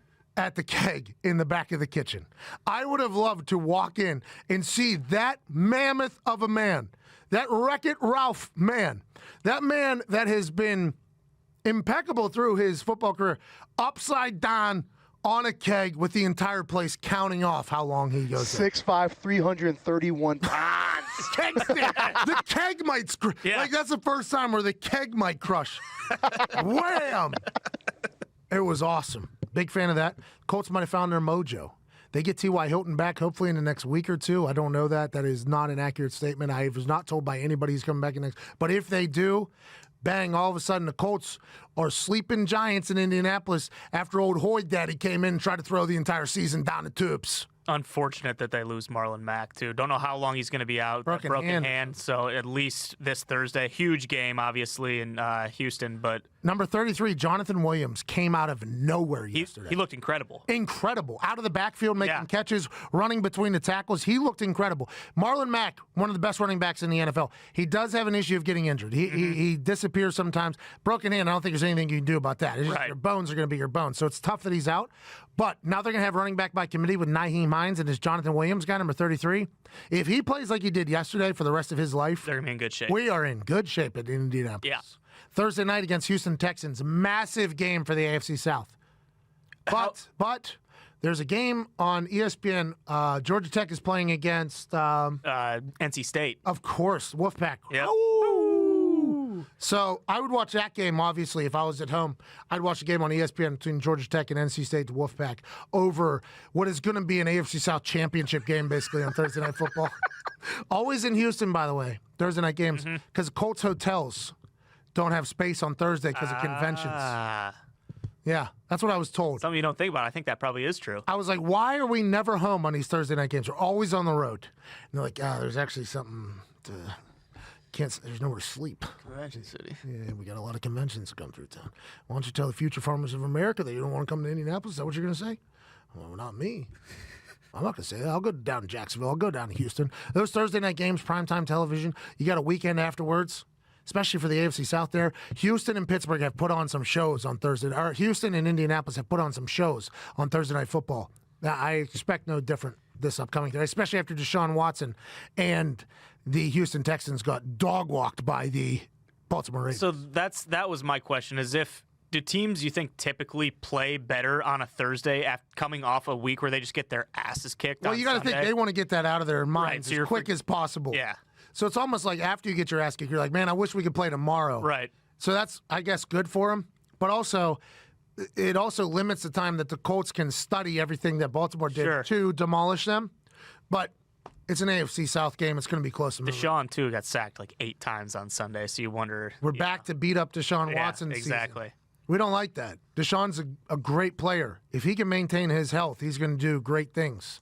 But, boy, he gets his ass kicked sometimes. So I think he's almost in a more detrimental situation than Lamar Jackson is, because when he's getting hit, he's, like you said, he's kind of elusive. He's kind of seeking out the contact. Like, I don't know if that's worse than Deshaun Watson sitting in the pocket and just getting smacked from every which way. Deshaun also expects it, I think, because he's running. Yeah, no, true. Lamar, I'm sorry. Lamar, right. Lamar expects it because he's running. He sees the guy. It's those shots that just come out of nowhere. Like Judon got one from Deshaun's back yesterday. I mean, granted, this is coming from a human that's never been hit like that. I have no idea, but I would assume the ones that you don't know are coming are probably the worst ones. Right. All your weight going down onto like your shoulders, your collarbone. And Lamar Jackson, he knows when it's coming, and he's normally Get giving around it to it. people. Yeah. Hey, he is. We said it earlier, and we are not a segment show. That dude's a unicorn, bro. He is. When your only argument against him is like, he's gonna get until hurt. he gets hurt. Yeah. It's like, well, guess what? He's not. Hey, So he's the best player on the field till when? Till he takes one big shot from one of them boys. yeah, he'll blow his knee out at some point. Hey, you ever watch RG3? Huh? He got hurt. Yeah. You ever watch that? That's what's going to happen to Lamar. He's going to get hurt. Oh, yeah, he's the best player on the field. Okay. Yeah, he's top 5 quarter. Okay. Yeah, he's leading this. Okay. But wait, just wait. Wait until week 16, 17. He's going to get hurt. You think he's going to. This is a long season up here with the big boys now. This ain't no more student human athlete football. This is pro football. By the way, all those comments are justified because it is all accurate. Yeah. He's one massive shot away, but every quarterback. Exactly. Every quarterback is. Every punter is. Every kicker is. When I was kicking and punting at West Virginia, I was doing both jobs. I had backups. They were good, but still I was doing both jobs. Had a lot of confidence, a lot of experience. There was a couple games where I almost got rolled up on, and like maybe my ankle or knee or something hurts. And I'm like, man, if I get hurt, they got a backup kicker and a backup punter going in. Like, that would be very, very scary. Not good for the team. Yeah, I was like, and I thought about that a couple times, and I was like, oh, that's literally how quarterbacks feel every single play, though. Like, if I'm out right now, we are in trouble. So it's like, pick up your bag of bones body, walk to the sideline, strap the helmet up a little tighter, and get your ass back out there. That's how quarterbacks literally have to think. Look at the Colts. Jacoby goes down the fucking. Oh, no. Jeez. Ty, Hey, you know what? come on. Why would you do that? That's my He got first it. one. Don got it. We're Thank good. you. Jeez. That's my first one. For those that just maybe want completely no noise for 10 seconds, Ty dropped the F dash word. Unbelievable. How are you going to sleep tonight? Oh, my God. Good question. I'll find a way, but no. But like I was saying, Hoyer. That's what happens. You know, Jacoby looks at it, and then hey, our backup comes out. We get beat by the Dolphins, so that's why I need to be healthy and stay in the game. He looked mobile, too. He ran a couple times. He's not exactly a fast quarterback, but he's quick, and he can get himself out of situations if he has to. I'm a big fan. Hit the music, please. I got to sell something. Ooh, that was good on the timing there. I just got a text from Nick. I wonder if we did something wrong. Greeny on Twitter.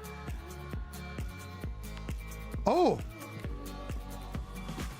So Pat McAfee show may have been tongue-in-cheek when he said it, but Jacoby Brissett does belong in the MVP discussion. With him, Colts are a really good team. Without him, they lost to Miami. Hey, Greeny. Amen. Amen. I will say it a little louder again. Amen. That's right, Greeny. Jacoby's a good football player. Yes. He's a good football player. Yep. We saw it in practice at training camp. He was slinging it. Nobody knew what was going on with Luck. He was slinging it. He gets in there the first season with the Colts 6 days before the season. Here's a brand new system and a terrible football team. Good luck. Now, he's got a chance to prepare.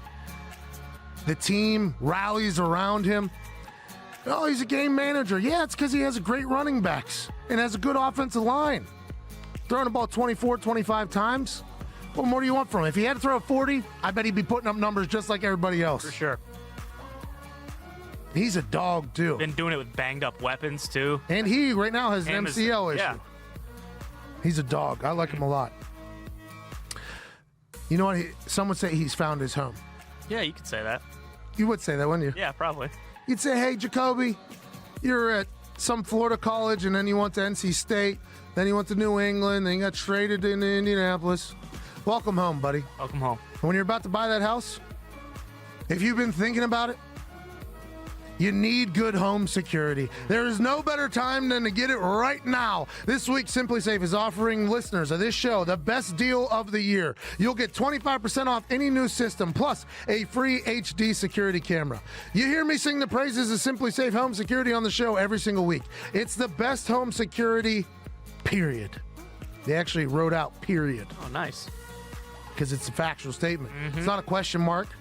It should be a little bit of an exclamation, but it's a period. It's a statement of fact. Simply Safe changes the game. With Simply Safe, you get everything you need to keep your home safe. Entry sensors, motion sensors, a smart lock, video doorbell, security cameras. Plus, Simply Safe offers 24/7 professional monitoring with police dispatch. That is 3.5 times faster than everybody else. I know Simply Safe's founder, Chad. Yeah, great guy.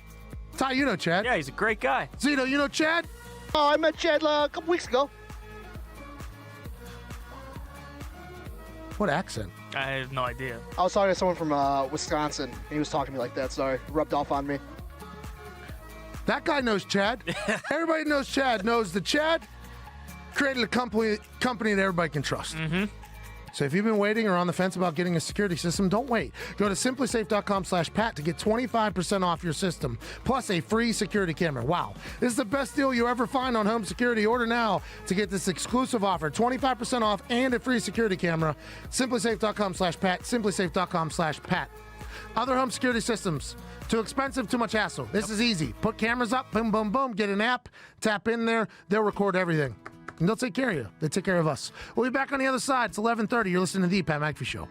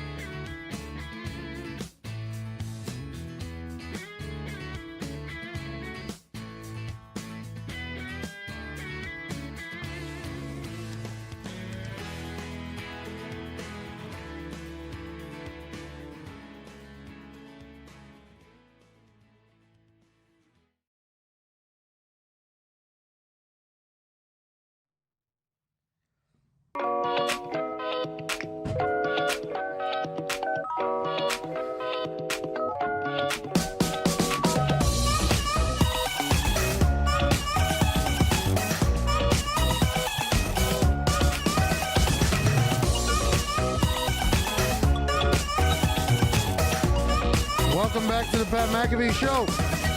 Just got an email from the NFL Players Association for a payment remittance. Means I sold a jersey. Guess how much the check's for? $8. $27.50. Hey, let's go! That might have been 60 to 70 jerseys sold right there. Look at us getting back in the game. That's pretty sweet. Welcome back to the Pat McAfee Show. 11:33. We are 93 minutes into this Overreaction Monday, November 18th, 2019. Yesterday, we learned a lot about the football. We learned that Lamar Jackson is a unicorn, an anomaly, something like we've never seen before.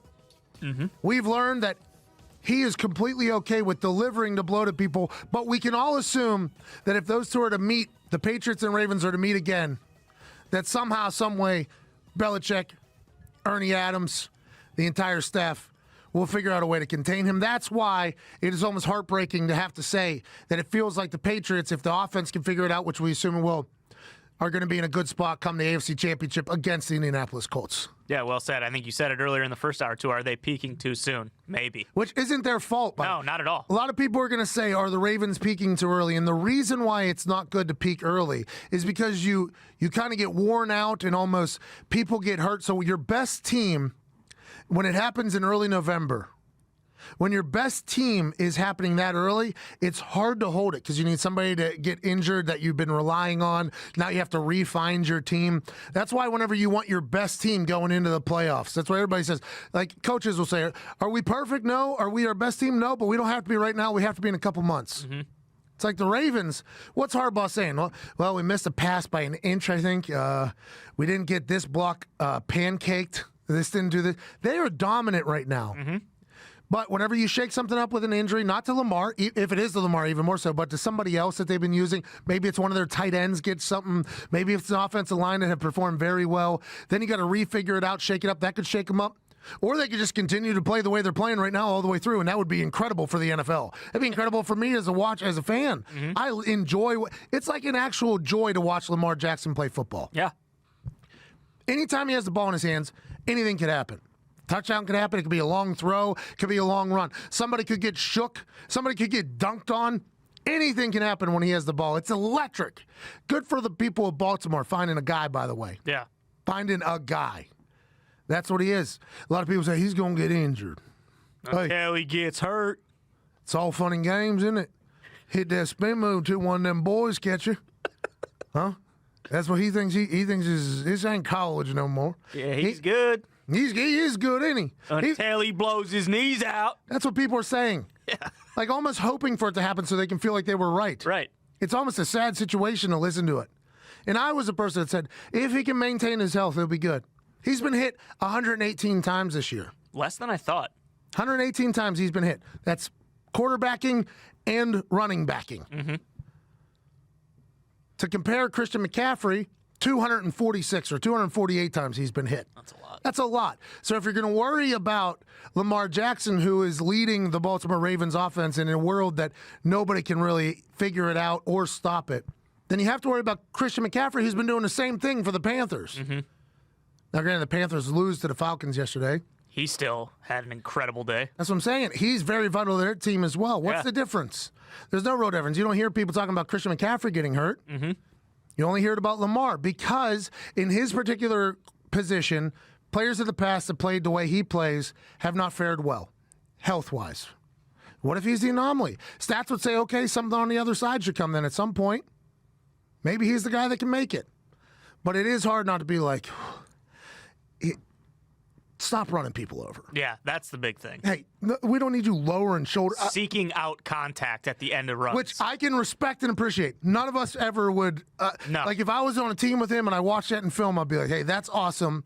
And then quickly after, Vinny and I would be like, also awesome for you to finish the year with us. Hey, Andrew Luck, love that whenever you throw a pick, you're trying to spear a guy. But let's make sure we're not spearing him with our right shoulder. Let's maybe we spear him like cross body if you want to. Like these are things that can be a little bit smart. Because Andrew Luck used to be one of the best tacklers, maybe of all time. If you ever look up after he throws an interception, he is head hunting, and he's 6'4", 260, 250, huge man. He would have been an incredible defensive end linebacker if he wanted to be. But those types of things where he refused to slide there early, like OGs in the locker room had to be like, hey, very cool what you did. Very athletic. That was incredible. You shook a guy and then you ran a guy over. You're the toughest. Which, by the way, none of us are going to question. You're very tough. But maybe if you go down. Get your ass down. Or go out of bounds. Like Jimmy G, what was he trying to do? Run a guy over last year. Yeah. What was he trying to do? I would never compare Jimmy G and Lamar Jackson when it comes to athletic ability running the ball. Right. But it is the same type of situation where it's like, yo, don't be seeking out. Let's just, because now, honestly, if he has any fear of contact, he's not hitting the circle button on people either. So we're not seeing the highlight run. So it's kind of live by the sword, die by the sword type thing. But whenever you can miss one, which he has done very well, I would like him to do that because, man, he is fun to watch. Did people talk like this when Mike Vick was doing it? I don't know. I have no idea. I'd assume. I wasn't. How old was I? I wasn't that old. Nah, I was probably in like 6th grade. When I don't he know was if a I was rookie. listening to Hot Take Takers. I would assume that they were, though, because it was something that breaks the mold. Yeah. So I would assume that the old whites who are sitting around would be like, he's going to get hurt out there. That's why my quarterbacks, Joe Montana, they sit back there, just throw the ball from the pocket. Guess what? He played all 16 games because he ain't running around all willy-nilly taking hits. That is that is what people are saying. Pretty much. You look on Twitter, that is really what the response is. You can't get an accent on Twitter, but you can tell. Yeah, you know. You can feel it. The picture doesn't hurt either. Those same people hate me, by the way. I think people think that those types of people love me. Those people hate me. All my hateful tweets come from those people. I've watched Game Day for 25 years. I've enjoyed it without McAfee. Stick's getting old. They're the best. But Michael Vick was not healthy, by the way. No. He only played 16 games in a season one time throughout his whole career, and it was his 6th year. So his first 5 years, at some point, he was injured through there. And that's wild to me to think about because I don't remember those conversations. I couldn't tell you who the Atlanta Falcons' backup quarterback was. Couldn't even guess who it was. I just assumed he was always in. But now that you think back about it, a little hindsight, whenever you're playing like that, that's also very scary. Also, people say that Lamar is like incredibly inaccurate, although his stats kind of say otherwise. Top 5 yeah, in exactly. the NFL. I saw a lot of like beat writers tweeting that, but also Vic, like he had a cannon, but he wasn't as good of a passer early. Yeah, exactly. He would throw bombs and everything like that, but he wasn't like picking apart defenses the way Lamar has been this year.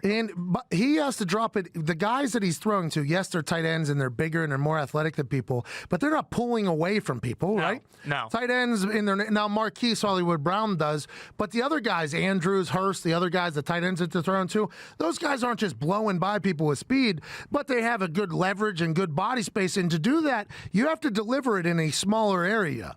And I think when Lamar Jackson a couple weeks ago said, I hate running, because I think he felt disrespected that nobody was giving credit to the way he throws a football. Right. And how good he is at throwing the football. So Roman, who is the offensive coordinator, Greg Roman, and he sat down and they're like, all right, you want people to respect your arm? We're going to throw it 40-some times. They threw it for 40-some times 2 weeks in a row. It was the lowest QBR that he's had all year. It was the lowest or least effective offense that they've ran all year. So at some point, Roman and Lamar had to have a conversation where Roman had to be like, listen, we all appreciate and respect the way you throw the ball and that you were an incredible quarterback, MVP-like quarterback this year. And who cares what people say if they're disrespecting the way they're... Let's drop it down. Let's utilize your unicorn ability of running and being elusive and being able to extend plays when nobody else can, and utilize these 8 offensive linemen we have, basically with our 3 tight ends being added on there. And then when we need you to throw, you'll throw a dime. And people won't help but respect it. And that's what's happening. He's throwing a couple to tight ends that are just dropped into a bucket. He's throwing things that are into a bucket that most quarterbacks in the NFL couldn't do. There's a lot of quarterbacks that would miss the throws that Lamar Jackson's making in the NFL, not just in the CFL and college, but I'm talking in the NFL, and I think that should be stated as well. And that's why I think his upside's so big, is because he does it, and it looks very natural, by the way. Mm-hmm. And if you ever look when he's throwing, he has a lot of time because the defense is just sitting on their heels because they're so scared that, whoop, it's coming. So you can't really get a good pass rush whenever you have to be on your heels every time to try to kind of keep him within the pocket. So he's got time to throw normally, and if he doesn't, he's out of there. It's a lethal lethal combination. I also look at someone like Dak, who when he first came in, like his mechanics weren't that great and everything. But then you see, like after this is all he does, this is all he spends his time doing. Like after a couple years, it's like, wow, he has gotten that much better as a passer in like 3 years in the NFL. Because Lamar's not going to lose what he has Physically, instinctively or right. physically. Right. Because I think that's the thing that the teams that wanted to work out Cap couldn't see in the high school workout is his instincts on the run and the instincts on the zone option. Mm-hmm. And if he keeps it, if he cuts it and everything like that, that's the thing that Lamar won't lose. He might lose a little bit of speed as he gets older like we all do. But I don't think he'll lose that if he works on his passing a lot more this offseason, which I don't think he has to, by the way. No. Now, he throws the ball very well. Yes, it's not as clean as other passers, but Phillip Rivers has a pretty awkward release, Exactly. too. It's just like, if you could, I guess you can find things to bash Lamar Jackson with, but it's hard whenever you got a guy who has 2 perfect passer rating, has changed the game completely, and looks like he's unstoppable on and off the field right now. Yeah, he seems like a chip on the shoulder guy, too. So he's just like, all right, just let everyone, say whatever they want about me, and then I'll just continue to prove them wrong, and then next year come back even better than I am this year. The Bears wish they had Lamar Jackson. God. Actually, we do. Yeah, you do, no doubt. I would say all teams other than probably 3 teams wish they had Lamar Jackson. Changing the game. If he can stay healthy. Yeah, but he's going to get hurt at some point. That's what the internet says. I hope they're wrong because I love watching the dude. It's 11:44. We got to get to a break, and then we'll take some calls on the other side to wrap up this beautiful Overreaction Monday, November 18th. This is the Pat McAfee Show. I have no clue why you're listening.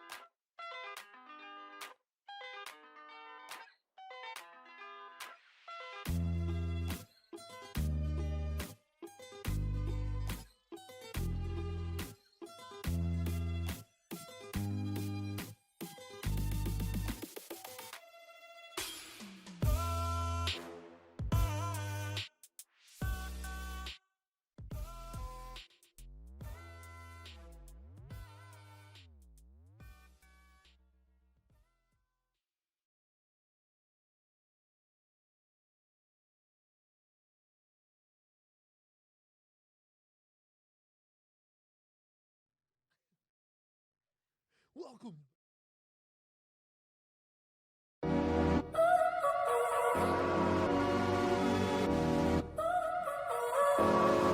So now you're here again. You're listening to copyright-free music. A woman is singing about her love life in a pop-in rhythmic fashion. It is 11:50, Overreaction, Monday, November 18th. Time for the segment that is sweeping the globe, Zito's Fun Fact. Zito, take it away. Yes, sir. So last night I dumped the old Snapple bag, and I went with my intuition.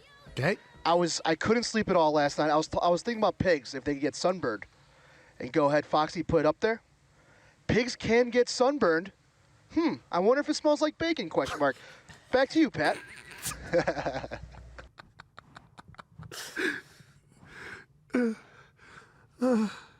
I just thought about some pig out there like, give me the aloe. Where's the aloe leaf? Have you never thought about that, though? It's the most insane thing that they get sunburned. It is. You would think they would be built with a little bit more fur to take care of them. Exactly. You would think, because there's a lot of pale skin. They have like same color as me. Yeah, bright pink. They probably turn deep red in there. Yeah, I always just assume because the farmers don't care because they're just going to slaughter them for bacon anyway. Oh, come on. Do you think that's how they figure out that they like taste good? They got sunburned so bad? You are a terrible guy. Thank you, Zito, for that fun fact. Hey, hogs are the backbone of Iowa. Okay, right? So I you're a love terrible hogs. human. Oh my God, what's that spider's web? The Charlotte's Web. Charlotte's Web. Yep. The pig is the hero in that whole thing, isn't it? Yes. What's the name? Is it Wilbur? I haven't read that since like Yep. second grade. Wilbur. Is it Wilbur? Yep. I never read it. All right. Shout out to Ty's brain for being a terrible one, but a smart one. Let's get to a phone call. I got a guy from Oregon, I've been told. What's going on, brother? What's going on, Pat? It's always great to see you on Saturdays at College Game Day and hear your voice on Thursday nights. But I want to talk 49er football. George Kittle, when he's in and then when he's out on the 49ers, it's like very noticeable. That guy brings the energy to the team. I think he is the team. He's the heart and soul of the team. Do you think with him being injured, has it affected Jimmy Garoppolo's options as a quarterback passing out there? Yeah, anytime you're losing the best offensive player on your team, that is admitted by everybody on the team, basically, the coach, the quarterback, everybody. That can affect a lot of things. And at tight end, especially the way he plays and how big and athletic he is, look at Gronk, he's going to get injured every once in a while. These are things that are going to happen. It's good that the Niners have figured out ways to win without him. But boy, when George Kittle, the freak athlete with a great personality, is on the football field, the Iowa Hawkeye can make every single play imaginable, and the Niners are much better with him as opposed to without him, obviously. Thank you so much, Matt. Appreciate you, brother. Great question about George Kittle. Anytime you get a little pop for George Kittle, it's a good day. Love that guy. Also, you'd rather have him miss 1 or 2 games right now than in the playoffs. So, whatever. Get him healthy. Get him back. I will say Garoppolo threw and had the most touchdown passes of his career yesterday. Just going to throw that in there. Hey, Kyle Shanahan and old Jimmy G are getting in there. The Patriots also had a good record when Gronk wasn't playing, but you can't say they were a better team without Gronk. Right. So it's just one of those situations when you have a good tight end that can make plays, your offense is kind of scripted towards that. Mm-hmm. If you have the ability to win without him, that's obviously awesome. Patriots were able to do it without Gronk, even though Gronk was the best player on the field whenever he was playing. And now the Niners are figuring out ways to do it without Kittle. That's good. But when Kittle gets in there, you got one more weapon that everybody has to take care of. Just like the Colts with T.Y. Hilton, by the way. When T.Y. is not on the field, it's a whole different game. Yeah. Now, granted, he sat out yesterday and had one of the biggest chains I've ever seen outside of a hoodie. It was some of the most swagged out thing I've ever seen in my entire life. Zito, do we have anybody else on the phone? Yes, sir. I don't really want to put him through because he's bashing the Bears, but Ryan from Minnesota. Oh, Ryan. Oh, Ryan. It's a shame, I'm Ryan. here. Oh, Ryan, what's going on? Calling in, representing Packers ownership. I just wanted to have a good laugh at the Bears and their continued misery. Come on. The Bears, I mean, I felt bad when Zito answered the phone because it's like a vet having to look a dog in the eyes before he puts it down. You know? Oh, come on! God. But the Bears having had about 60 quarterbacks and the Packers have only had Rodgers and Favre in my lifetime, I think on my deathbed in 50 years, I'm probably going to smile just thinking about the misery of the Bears. I can't get enough. All right, thank you so much. Zito, you do not deserve that. Oh, that one hurt. Chicago Bears fans do not deserve that. Oh. Zito made that graphic that says the Bears went down, they stink. The entire city of Chicago knows what happened last night whenever Matt Nagy, with or without the permission of GM Ryan Pace, benched Mitchell Trubisky, put in Chase Daniel, the lightning rod, which is automatically going to ignite a firestorm on whether or not Mitchell Trubisky era is over for the Chicago Bears. Was this a mistake? Obviously. Overreaction Monday has been a beautiful one. From Lamar, the Patriots, the Bears benching a bum, the Vikings with a big comeback, to Mario Davis, keg stand celebration, and Kaepernick. I think we hit everything that we're supposed to. We're very thankful you chose to listen or watch wherever you may be. We have no clue what's next. We hope it's better than this show. This has been the Pat McAfee Show from New York City. You're the greatest. Cheers.